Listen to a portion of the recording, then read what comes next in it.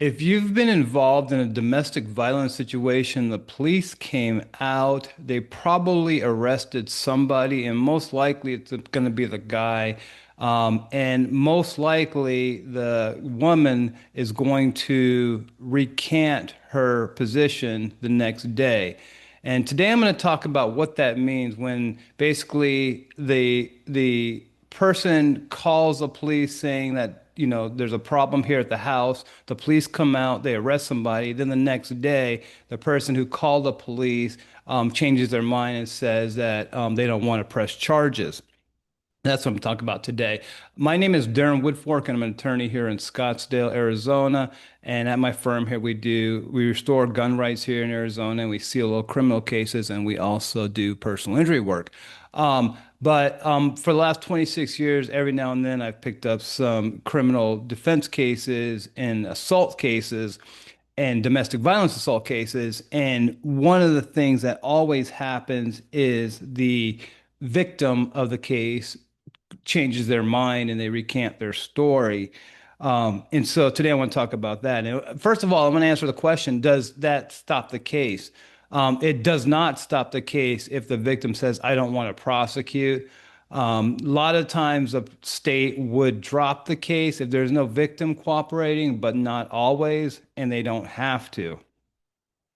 One of the things that the police do, because they know that there's a chance that the case gets dropped if the victim doesn't cooperate, is they make sure that they gather as much possible evidence that they can so that they can move forward with the prosecution if they don't have the victim. And so basically what the police do, and again, they've known this. And I remember before I started practicing in 2000, 1999, 2000. I remember a couple years before that, my cousin was a police officer, and my cousin was always telling me how the law enforcement, the police department, they all were issued tape recorders back then. This is again probably the late 90s, whatever. They were all issued tape recorders so that when they go out to these scenes of these domestic violence cases at these houses, they would turn on the tape recorder so that they could tape how scared and how frightened the woman was when she called the police. And so that when the next day she took all that back and she changed her mind and recanted, they would have these recordings back then. And I remember my cousin told me that that's why they were issued the tape recorders in the first place, is because of these people who changed their mind and recanted their story. So that was part, again, that was 30 years ago.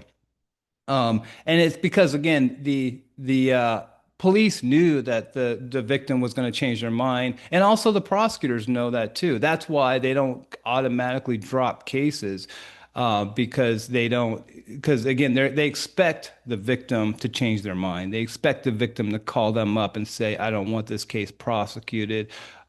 He's actually a good guy," all that stuff. I mean, in fact, they'd probably be surprised if the victim did not call them and say that.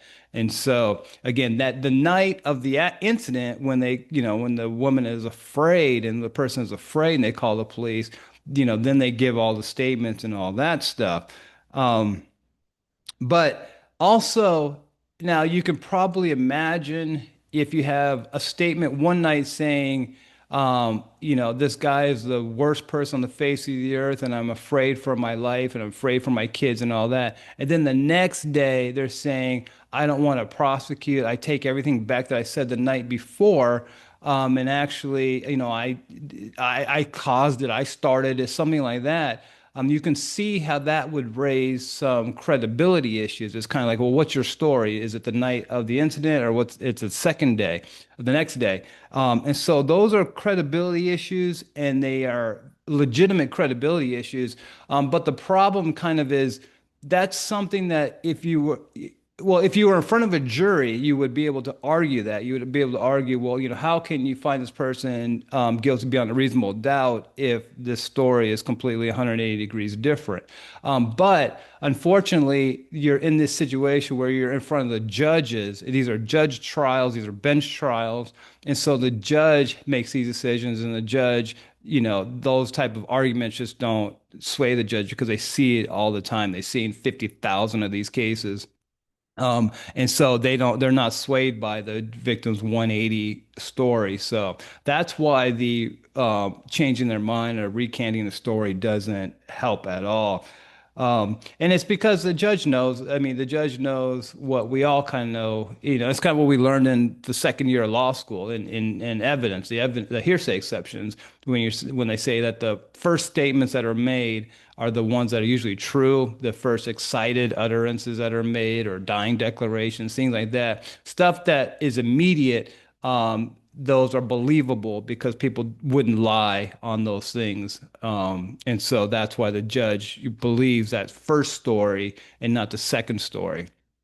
And so again, if you're wondering if the victim can drop a case, the victim can't drop the case, and even if they do recant their story, it won't happen. The prosecutor won't be swayed by it. So, hope that helps. I mean, if you're ever in that situation, I know these things can spiral out of control pretty quick, but just understand, the victims need to understand that. If they change their mind, it doesn't matter. The train has already left the station. And so that's the reality of here. And again, this is my experience in the municipal courts here, the city courts here, like Scottsdale City Court, Phoenix City Court, Mesa City Court, things like that. And so anyway, so that's the practical world of recanting stories are. Anyways, thanks for watching. Again, my name is Durham Woodfork. I'm an attorney here in Scottsdale. If you have any questions, please leave them in the comments. All my contact information will be in the description. And please like the video and subscribe. Thanks.